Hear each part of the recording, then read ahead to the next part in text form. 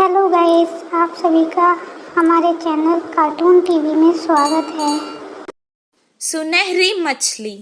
एक दिन समुंदर से एक मछली तीरते तीरते तालाब आ गई। वो बहुत अनोखी थी। तालाब की मछलियाँ उसे गौर से देखने लगी।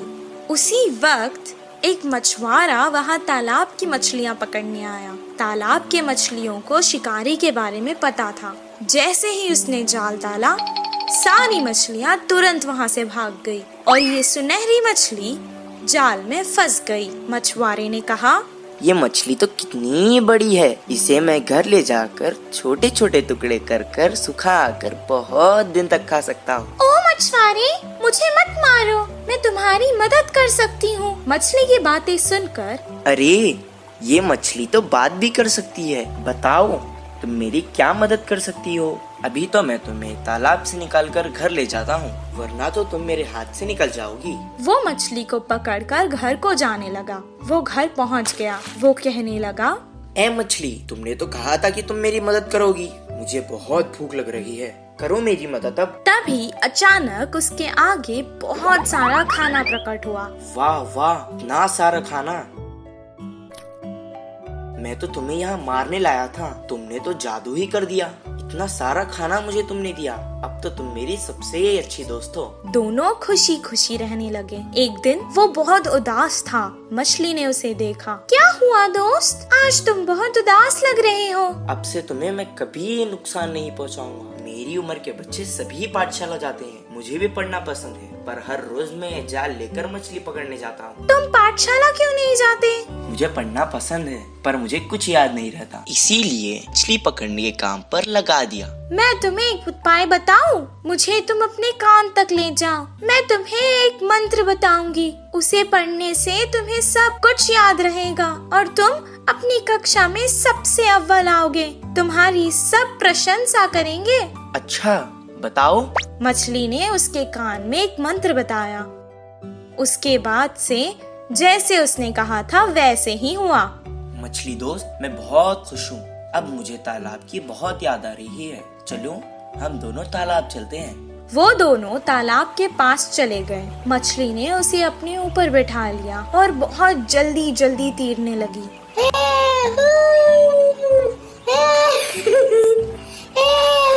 और उसने सारे तालाब की सैर करवाई उसे। सबको देखकर वो बहुत खुश हुआ।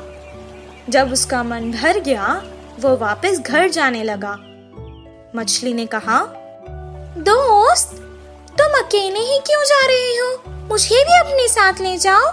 मैं जितना खुश पाठशाला में होता हूँ, आज मैंने देख लिया कि तुम उतना ही खुश तालाब में होती हो।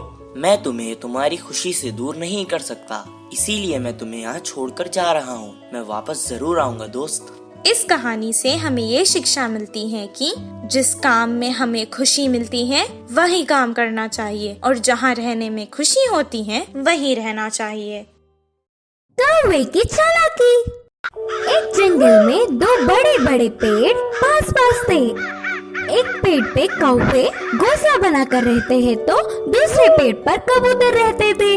पूरा दिन खाना ढूंढते हुए शिकार के लिए भागते थे। शाम ढलते ही अपने अपने स्थानों पर विश्राम करते थे। कौवे के समूह में एक अति आलसी कौवा रहता था। वो उठना ही देर से उठता था। बाकी सारे खाने के लिए बाहर जाते हैं तो ये कहीं ना जाते हुए पेड़ पे ही आराम से रहता था। कुछ ही देर में वो सारे खाना लेकर खाते समय उनमें मिलकर छीन के खाता था। ऐसे उस दिन उनके लाई हुई खाने को समेटकर कौवे एक तरफ और कबूतर एक तरफ समूह में आकर खाते हैं। तो कौवे हर समय झगड़ते हुए अपने अपने बल से आहार लेते थे। कबूतर तो सब मिलजुल कर रहते थे, बिना किसी झंझट के एक सामान बांटकर खाते थे।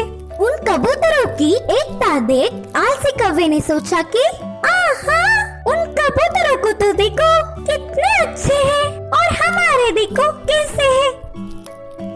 छी, अगर जन्म लेना ही है तो शेर की तरह लेना चाहिए या फिर कबूतरों की तरह लेना चाहिए। बोलकर बहुत ही उदास हुआ। कुछ देर सोच में पड़ गया और चालाकी से एक चाल चली। जाकर सफेद रंग में डूब के उठा। उसके बाद अपने आप को शीशे में देखकर उछलने लगा। देखने के लिए कितना सुंदर हूँ, कोई भी मुझे कबूतर ही सोचेगा और कबूतरों के साथ अच्छे से गा सकूंगा। उड़ते हुए जाकर कबूतरों के समूह में मिल गया। धीरे से अच्छे से खा रहा था। खाने के लिए झगड़ा कर रहे कौवे को देख नफरत करने लगा। ऐसे कुछ दिन बाद उस आलसी कौवा बिना कष्ट किए आराम से रहने लगा। एक दिन भूख से बहुत खा गया। गले में खाना अटकने से पानी के लिए रोक नहीं पाया और तुरंत बोल के जोर से चिल्लाने लगा। इससे कौवे की पोल खुल गई और क्या, सारे कबूतर मिलके कौवे को चोट से मारते हुए भगा दिया। अरे बाबा, थोड़ी भी रहम ना खाते हुए चोट से मार रहे हैं। अब फायदा नहीं, मैं मेरे रूप में बदलना ही ठीक है, बोल के सोचकर पानी में डूबा। मजाक ये था कि वो कड़ी रंग होने के कारण वो गया ही नहीं। बिना कुछ समझते हुए अकेला ही रह गया। अब देख देख के भूख ना सह पाते हुए आखिर में कौवे के खाना खाकर उनके समूह के पास चिल्लाते हुए आया। वो कोई अजनबी पक्षी है समझकर सारे कौवे एक होकर उसे भगा दिया। उस आलसी कौवे की चाल विफल होकर उसके लोग भी आने नहीं देने से आखिर में अकेला रह गया। इस कहानी की नीति है कि बाजू वालों के लिए भागने से अच्छा हमारे लोगों से खुश रहे। जादुई बिजली। एक गांव में रामू, सोनू और मोनू नामक 3 दोस्त रहा करते थे। रामू एक किसान था। वो खेत में काम करके खुश रहता था। सोनू एक दूध वाला था। मोनू एक दुकानदार था। एक दिन तीनों दोस्त शहर को कुछ काम से गए। काम पूरा होने तक शाम हो गई। शाम को जब वो लौटकर गांव वापस जा रहे थे, उनको जंगल पार करके वापस जाना था। अचानक आसमान में बादल आ गए। कुछ देर तीनों दोस्त एक दूसरे से मशवरा करने लगे, फिर आगे चलते रहे। अचानक बादलों में बिजलियां कड़कना शुरू हो गई। वो डर गए। सोनू ने कहा, बाप रे, बिजली को देख रहे हो? लगता है आज तो हम जंगल में ही फंस जाएंगे। हाँ हाँ, सही कहा तुमने। आज तो ऐसे ही लगता है। बहुत रात हो चुकी है, अब हमें आगे नहीं जाना चाहिए। हम जंगल के बीचों बीच है। अब अगर हम आगे जाएंगे तो भी खतरा है, पीछे जाएंगे तो भी खतरा है। इससे बेहतर है हम आगे चले जाएं। इतना कहकर वो बैलगाड़ी आगे चलाने लगा। थोड़ी दूर जाते ही जोरों की बारिश शुरू हो गई। जंगल में बहुत ज्यादा अंधेरा था और ऊपर से तेज बारिश और बिजलियां कड़क रही थी। ये सब देखकर वो डरने लगे। अचानक उनकी बैलगाड़ी के सामने एक बड़ा सा पत्थर आ गिरा। तीनों बैलगाड़ी से उतर गए और एक पेड़ के नीचे रुक गए।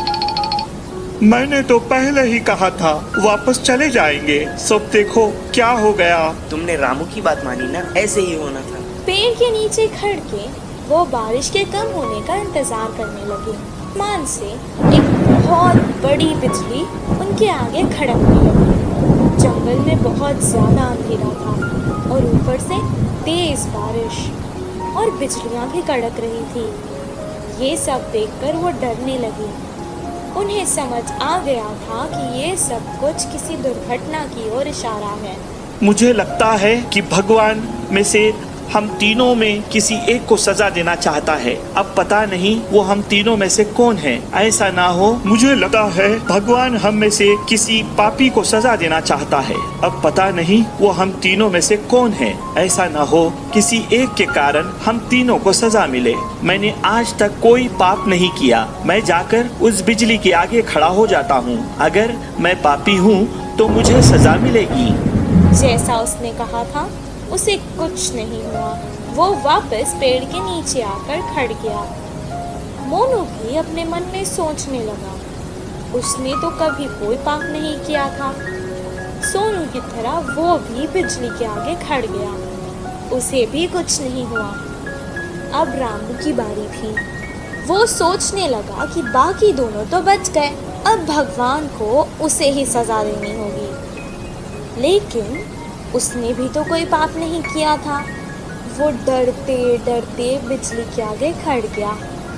तभी अचानक बिजली वहां से पेड़ की तरफ चली गई और पेड़ के ऊपर गिर गई। पेड़ जल गया और उसके नीचे खड़े सोनू और मोनू मर गए।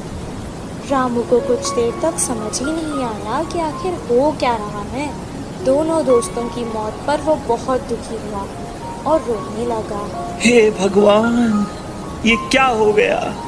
अगर अब मैं इन दोनों के बिना गांव जाऊंगा तो गांव के लोग मुझे ही इनका मौत का जिम्मेदार समझेंगे और मेरी बहुत बेइज्जती होगी। इससे बेहतर है मैं यहीं अपने दोस्तों के साथ मर जाता हूँ। रामू बहुत देर तक रोने लगा और रोते रोते वो भी मर गया। और अचानक एक देवी आकाश से प्रकट हुई और वो रामू की अच्छाई से बहुत खुश हुई, इसलिए उसने तीनों को जीवित कर दिया। रामू, तुम बहुत अच्छे हो इंसान। रामू, तुम बहुत अच्छे इंसान हो।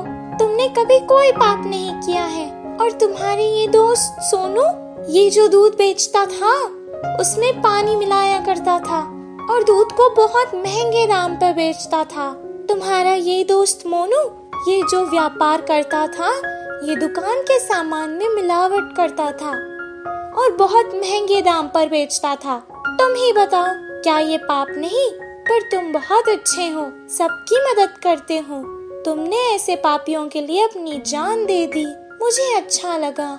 अब मैंने खुश होकर तुम तीनों को जीवित कर दिया है। सोनू, मोनू, तुम्हारी जिंदगी का कारण आज रामू है। अपने पाप छोड़ दो और अच्छे इंसान बन जाओ। सोनू मोनू ने अपनी गलती का पश्चाताप किया और अपने आप से वादा कर लिया कि अब वो कोई पाप नहीं करेंगे। और रामू जैसा अच्छा दोस्त पाकर वो बहुत खुश हुए। तीनों बैलगाड़ी में बैठकर वापस गांव आ गए। अगले ही दिन से वो अपने अपने काम पर लग गए। सोनू अब दूध में पानी बहुत कम मिलाता था और मोनू सही दाम पर सही तोलकर बिना मिलावट वाला सामान बेचता था। इस कहानी से हमें ये शिक्षा मिलती है कि अगर हम अच्छा करेंगे तो हमारे साथ अच्छा ही होगा। Thanks for watching. आप सभी को हमारी स्टोरी कैसी लगती है आप में कमेंट करके